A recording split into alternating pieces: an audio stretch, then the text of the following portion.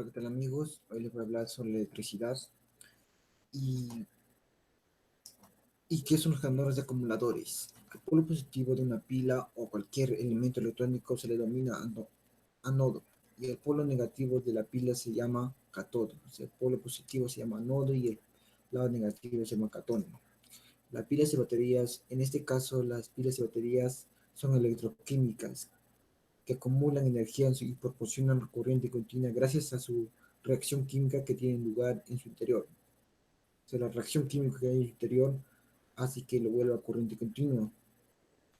Y un ejemplo de ello sería que juntemos 6 pilas de 1,5 voltios y nos dan un lugar de voltaje total de 9 voltios. Y esto sería, como ven en la imagen, es una pila, es lado positivo y negativo. Los generadores. Los generadores producen energía a partir de otra fuente de energía. Los primeros producen corriente alterna y el segundo corriente continua. Y cuando la luz se incide sobre una placa fotovoltaica se produce una diferencia de potencia. Estos son los símbolos de corriente continua y corriente alterna. Las fuentes de alimentación. Las fuentes de alimentación son unos dispositivos que convierten la corriente alterna en un tipo de red idónea al uso de un que se vaya a dar. Y para indicar un circuito utilice corriente continua o corriente alterna. Como vemos, este es un pulsador que puede atraer corriente continua y corriente alterna. ¿Qué son los conductores? Por este material los electrones pueden desplazarse libremente de un punto a otro punto. Y si conectamos una fuente de tensión entre dos puntos, es muy interesante. Y como eso, los cables, las placas fototípicas y las placas circuitos impresos. Los cables.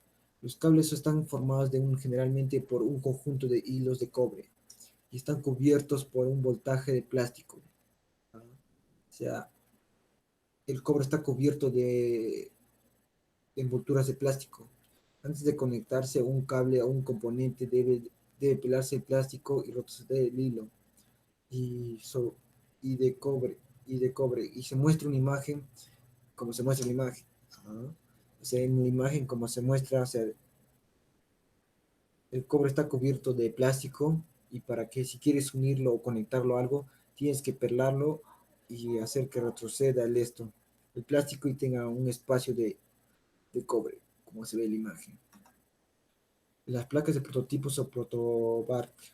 Las placas prototipos se usan para hacer pruebas de circuitos. O sea, si quieres probar tu circuito y ver si está funcionando a su 100%, te recomiendo que uses esta placa y te pruebas y uses para que probar si está funcionando tu circuito eléctrico. Las placas de circuito impreso. Pueden montar un circuito utilizando una placa de circuito impreso. En ellas la corriente eléctrica circula por unos caminos de cobre y se compone soldarse en las placas de estaño, o sea, de cobre. La energía corre por los circuitos de eléctrica. Como se ve en la imagen, los cobres son los esquitos de acasitos y circula por toda la placa por ahí. Los receptores. Los receptores son aquellos elementos capaces de aprovechar el paso de la corriente eléctrica para producir algún efecto, transformar la energía eléctrica en otro tipo de energía útil. Una de ellas sería la lámpara, que al momento que está conectada a la red lo transforma, o sea, como el foco, tú lo conectas a la red y eso hace que lo vuelva brillante el foco. Un diodo LED sería que la electricidad, cuando venga disminuyendo de 8 voltios, lo vuelva a 10 voltios. El zumbador hace que la energía se zumbe de un lugar a otro. El motor sería que aproveche la energía y le haga girar a una cosa, a unas hélices. Resistencia. Las resistencias hace que al circuito le haga resistir la energía, que no se gaste y se mantenga en el mismo lugar. El altavoz sería eso usa más bien para los parlantes, eso para que así el sonido se escuche más fuerte. Los elementos de maniobra.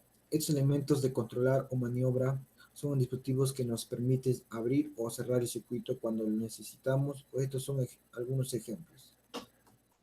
Los interruptores. Los interruptores nos ayuda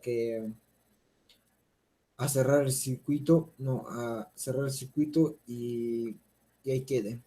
Los pulsadores más bien nos sirven para conectar, si digamos en un circuito lo tienes un pulsador y un foco. Pulsas el circuito, el pulsador, el foco se prende. Y pulsas otra vez el pulsador y el foco se apaga. Ese sería un pulsador. Lo microinterruptor es cuando quieres cambiar, digamos, de corriente continua, que aburres de corriente de que gaste la corriente continua y le pasas a corriente alterna. Sería la microinterruptor. La conmutador unipolar, eso sirve para cambiar de corriente, cambiarla a otro lugar. Conmutador bipolar es cuando tienes varias opciones y tienes que escoger. RL es una energía, está cubierto de un redondito, como se ve en la imagen, de hilo de cobre y haces que la energía se mantenga en ese lugar. Elementos de protección. Como vemos, este es un elemento de protección, un fusible. Este fusible hace que está abierto el circuito y se coloque en circuitos que se puedan, o sea, para que no te quemes y no sufras daños. Interruptor diferencial. Esto se usa en las empresas, en tu vivienda, en una industria para que así se protejan entre usuarios frente a un mal funcionamiento de instalación. O sea, cuando haya cortes de electricidad, eso hace que de frente, digamos, se ha roto un cable y está pasando electricidad y de frente vayas al sitio y lo apagues. Ya con tal que la energía todo local se apague. Toma de la tierra. Eso sirve para los rayos, o sea, cuando en un edificio, digamos, hay tanto metal que atrae tanto los rayos y así cuando, digamos, el rayo cae en el edificio y de frente se vaya la tierra y ya no es necesario de que haya muchos accidentes. Los empalmes eléctricos. Los empalmes eléctricos son muy necesarios ya que si quieres aumentar, digamos, a una corriente que esté que esté de frente y quieres aumentar justo en el medio para jalar para tu lado, y entonces el empalme ahí se usa. Es una forma de amarre muy seguro. Tan solo con unos giros ya tendrías un empalme muy seguro. Como vemos en la imagen, envuelves largas, alambre principal corrido, alambre derribado. Ese sería el empalme. Y también hay tipos de empalme que son estos. El empalme trenzado, que es uno de estos acá que está trenzadito entre los dos y se mueve para un lado para que así no se vaya para un lado. Y la prolongación, que también es muy importante. Y también tenemos el tipo T, que se une, como dijimos en la primera. Reconocimiento de peligro. El reconocimiento de peligro es muy importante ya que en tu zona de trabajo, si digamos trabajas en una empresa donde manejan, digamos, de la CEAL, encargado de electricidad, donde hay full fuente de electricidad, tienes que reconocer los lugares que son peligrosos, o sea, los peligros donde, digamos, esa zona es zona peligrosa donde te puede pasar electricidad o no puedes andar con ropa mojada, porque si no, si tocas electricidad, te pasa electricidad y puedes morir. Es reconocer el peligro, evaluar el peligro. O sea, tienes que evaluar, o sea, tienes que ver que el peligro está ahí y tienes que ponerlo cercado a algo o no se supone que el riesgo esté abajo hasta que vaya evaluando el peligro. Nunca, y siempre es importante no ignorar el peligro, ya que si ignoramos, casualmente podemos tocar y podemos morirnos o sufrir un accidente. Control del peligro.